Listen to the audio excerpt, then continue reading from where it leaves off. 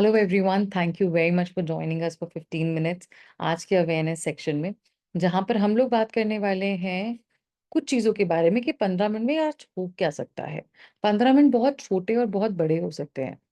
छोटे, जब आप किसी के साथ चाय पी रहे हो, जब आप खाना बना रहे हो, जब आप किसी से बात कर रहे हो। और बड़े, जब उस 15 मिनट के अंदर कहीं पर सुनामी आ जाए, या कहीं पर अर्थक्वेक आ जाए, या as per the records, as per the national record, कहीं पर रेप हो जाए। 6 मिनट में एक बार रेप होता है। ये वो रेप होगा शायद जो रिकॉर्ड होता है। तो 15 मिनट में आप सोच सकते हैं कि ये छोटे से 15 मिनट कितने बड़े हो सकते हैं, depending on situation. But thank you very much for joining us today. Going ahead, मैं द्रौपदी देवी वेलफेयर ऑर्गेनाइजेशन से आपसे बात कर रही हूँ। ये एक नॉन प्रॉफिट ऑर्गेनाइजेशन है, जहाँ पर हम लोग एजुकेशन, हेल्थ केयर और बहुत सारी चीजें करते हैं, स्किल डेवलपमेंट करते हैं, जहाँ पर जिसके थ्रू एक बेहतर और एक इंक्लूसिव सोसाइटी को हम लोग अपनी तरफ से कंट्रीब्यूट कर पाए। एंड इसका एक यूनिट है जहाँ पर है सांची, जिसको हम बोलते हैं। सांची के अंदर ट्रेनिंग सेंटर्स हैं, जहाँ पर स्पेशल इंडिविजुअल्स और विमेन, लोकल विमेन जो होते हैं, वो पार्टिसिपेट करते हैं। एक सैनिटरी पैड बनाने का एक यूनिट है पूरा का पूरा, बड़बिल क्यूंझर उड़ीसा के अंदर। और वोकेशनल ट्रेनिंग है विमेन के लिए। अब उसका एक नया एक हमने थॉट हमने क्रिएट किया कि हम लोग एक सेल्फ डिफेंस ड्राइव करेंगे। हमारे जितने भी स्कूल है वहां पर फिजिकल ट्रेनिंग होगी, सब लोगों के लिए अवेलेबल, पेरेंट्स, स्टाफ, उनके बच्चे, आसपास के लोग, सबके लिए सेल्फ डिफेंस ड्राइव होगी। और ये 15 मिनट का सेशन जो कि ऑनलाइन से लोग कहीं से भी ले सकते हैं। फिजिकल ट्रेनिंग से का मतलब ये नहीं है कि आप एक दिन के अंदर आप किसी को मतलब इतने योग्य हो जाते हैं कि आप बहुत सारे लोगों को मार सकते हैं, कुछ कर सकते हैं। सेल्फ डिफेंस की जो ट्रेनिंग होती है, वो इसलिए इम्पोर्टेंट होती है क्योंकि आपके दिमाग में ये आता है कि आप अगर वो ट्रेनिंग को गो थ्रू करते हो, तो आप अपने दिमाग को कहीं ना कहीं ये बताते हो कि that you can fight, you can stand. तो वो मोटिवेशन के लिए, वो प्रॉपर एक कॉन्फिडेंस के लिए ये बहुत बहुत जरूरी है। उसके अलावा ये 15 मिनट का सेशन जहां पर आप और मैं जुड़ रहे हैं, ये बहुत इंपॉर्टेंट है क्योंकि समाज में बातचीत होनी जरूरी है, घरों में बातचीत होनी जरूरी है। अगर हम लोग निरंतर बातचीत नहीं करेंगे, तो ऐसे ही बहुत सारे हादसे हमारे सामने आते रहेंगे। अभी रिसेंटली कलकत्ता का जो इंसिडेंट हुआ है, उसके बाद इतने सारे इंसिडेंट्स आ रहे हैं, यहाँ ये हुआ, वहां ये हुआ। क्या ये बिल्कुल सेम नहीं है जैसे निर्भया कांड के बाद हुआ था? हमारा समाज इतना सक्षम क्यों नहीं है कि हम उसके बाद रुक नहीं पाए, हम उसके बाद चीजों को सही नहीं कर पाए? लोग बोलते हैं कि अरे बहुत सारे डेवलपिंग कंट्रीज है या बहुत सारी अलग जगह हैं जहां पर भी इंडिया से ज्यादा रेप केसेस जो होते हैं वो पकड़े जाते हैं। रियलिटी है कि वहां पर सारे रिकॉर्ड हो रहे हैं, और हमारे हिंदुस्तान में तो ट्रेडिशन ही नहीं है चीजों को रिकॉर्ड करवाने का। घर की इज्जत चली जाती है, अपनी इज्जत चली जाती है। उन सब इज्जत को बचाते बचाते किसी के साथ इतनी अनहोनी हो जाती है कि उसका केस रिकॉर्ड होता है। तो ये मैं आपको बोल रही हूँ कि आपको समझना पड़ेगा कि ये जो डेटाबेस है, वो कितना ऊपरी होगा। मतलब कितने कम लोग होंगे जो एक्चुअली ये सब चीजों को जाकर एफआईआर करा रहे हैं, रिकॉर्ड करा रहे हैं। तो अगर मैं आपको एनसीआरबी के डेटा की बात करूं, तो मतलब ये एक ऐसा डेटा है कि मैक्सिमम जितने भी अब्यूजेस इश्यूज जो भी होते हैं विमेन के साथ, वो क्या मेन कैटेगरी में डिवाइडेड है। सबसे बड़ी कैटेगरी होती है घर। घर से शुरुआत होती है, घर से कोई भी वायलेंस, वर्बल वायलेंस, उल्टा बोलना, ताना मारना, जेंडर को अलग तरीके से देखना, बेटी अलग बेटा अलग तरीके से, माँ का वैल्यू, हाथ उठा देना, गाली गलौज करना, दहेज के लिए लड़ाई करना, क्या कुछ नहीं होता हमारे घरों में। और हम लोग चुपचाप उसके बारे में ना बात करके, बच्चों से बातें छुपा के, बड़ों से बातें छुपा के, आदमियों से बातें छुपा के अपने पूरे जीवन को यूं ही निकाल देते हैं। तो मैं आप सबसे रिक्वेस्ट करूंगी कि ऐसा ना करें, क्योंकि आपने ऐसा किया इसीलिए आपकी बेटी ने भी ये करा और वो आगे पास ऑन होता चला गया। अगर आप खड़े हो जाते, लड़ते और गुस्सा होते और चिल्लाते और बाहर निकलते या कुछ भी करते, पर उसके खिलाफ लड़ते, तो शायद ये चेन बहुतों के घर में ब्रेक हो चुकी होती। सो गोइंग अहेड, उसके बाद आता है किडनैपिंग एंड अबडक्शन। हम जैसे घरों से जब आते हैं, तो मैक्सिमम टाइम किसी के साथ कुछ हो जाता है तो हम ये बोलते हैं उसी की गलती रही होगी। लड़की उठ जाए तो हम बोलते हैं जी उसका फलाने के साथ चक्कर रहा होगा इसीलिए वो उसको कोई उठा के ले गया, वो तो यूं ही घूमती थी, उसके तो कपड़े छोटे थे, पता नहीं क्या क्या हम बोलते हैं।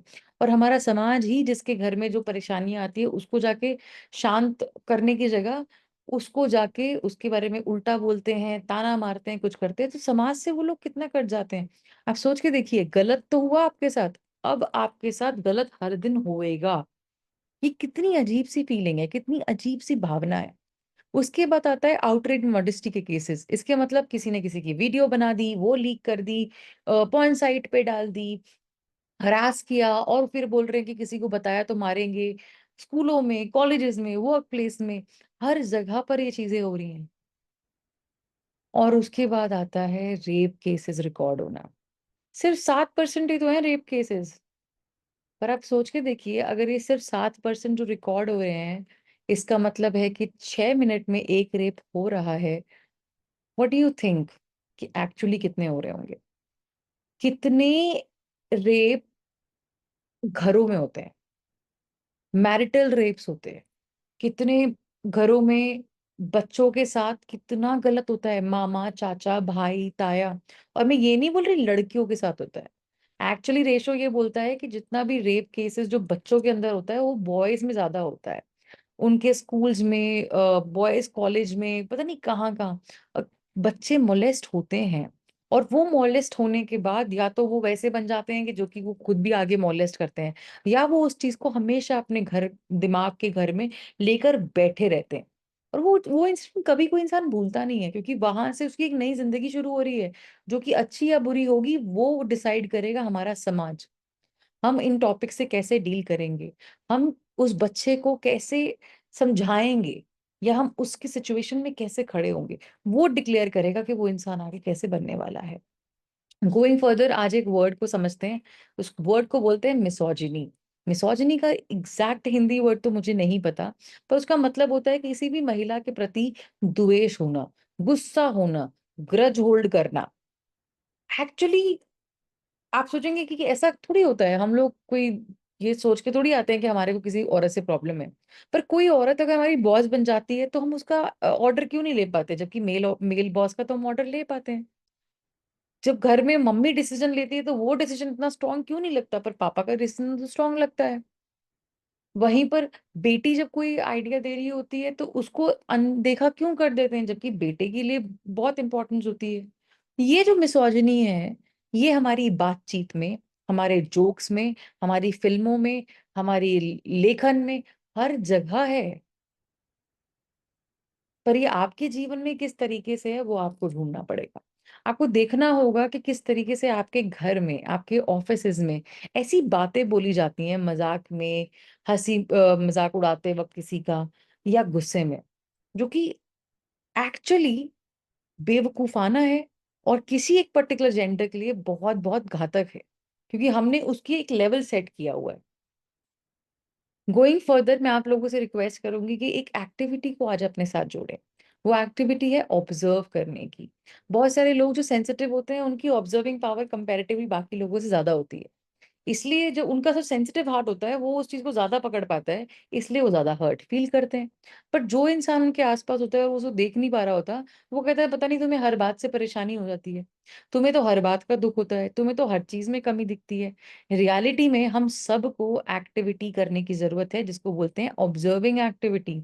मेरे घर में हो क्या रहा है, मेरे ऑफिस में क्या हो रहा है, मेरे स्कूल में क्या हो रहा है, किस बच्चे ने क्या बोला, किसकी बॉडी लैंग्वेज कैसी है, किसने किसको कैसे देखा, पावर डायनेमिक्स कैसे हैं, एक औरत के ओपिनियन के लिए एक अपॉर्चुनिटी क्या है, उसका अचीवमेंट को हम लोग इतना लोअर ग्राउंड कैसे रख पाते हैं। और फिर उसको पे रिफ्लेक्ट करने की जरूरत है कि वो हमें कैसा फील करा रही है। और ये हमें एम्पैथाइज करने की जरूरत है, सिंपैथाइज करने की जरूरत नहीं है उसके साथ। जब हम एम्पैथाइज करेंगे, सोचेंगे हे प्रभु, जिस जगह पे ये व्यक्ति है जिसके साथ गलत हो रहा है, अगर मैं यहाँ होता तो मुझे कैसा लगता, और अगर मैं उस जगह पे होती या होता तो मैं क्या सोचती कि मेरे साथ कोई व्यक्ति कैसा व्यवहार करे, मुझे किस तरह की हिम्मत दे। तो मुझे उतना सक्षम होना चाहिए कि मैं हर व्यक्ति को वो हिम्मत दे सकूं जो उसके उस वक्त की रिक्वायरमेंट है। और ये जो 15 मिनट आज आपने दिए हैं, थैंक यू वेरी मच। इस 15 मिनट में प्लीज़ आते रहिए। हर हफ्ते हमारी जो ऑनलाइन मीटिंग होती है, इसका लिंक आपको सांची के सोशल मीडिया हैंडल्स पे भी मिल सकता है। आप हमारे पेजेस को फॉलो करिए, आप इन इन्फॉर्मेशन से जुड़िए, मुझे पर्सनली कनेक्ट करिए एंड आइए एक छोटा-सा बदलाव लेकर आते हैं अपने आप को बदलने का। क्योंकि अगर हम बदल गए, हमने गुस्सा करना है, इन सब चीज़ों पे सोच लिया और हमने उस गुस्से को अपने आस-पास के लोगों को जब तक जताया, उस बातचीत को आगे बढ़ाया, तो यकीन मानिएगा आप, आपका घर और आपका समाज ज़रूर बदल जाएँगे। इस दुनिया का कुछ पता नहीं। पर हाँ, हमारे घर से, फिर हमारे लोगों से और हमारे समाज से ही शायद दुनिया बनती है। तो 1% चांस तो आपने अपना कंट्रीब्यूशन देकर वहाँ पर दे दिया है। So thank you very much. और एक चीज़ मैं और ऐड करना चाहूँगी कि हर स्टेट में अपना खुद का एक नंबर होता है। एक नेशनल वाइड नंबर है विमेन हेल्पलाइन का 181। तो प्लीज़ इसको अपने नंबर में सेव रखिए।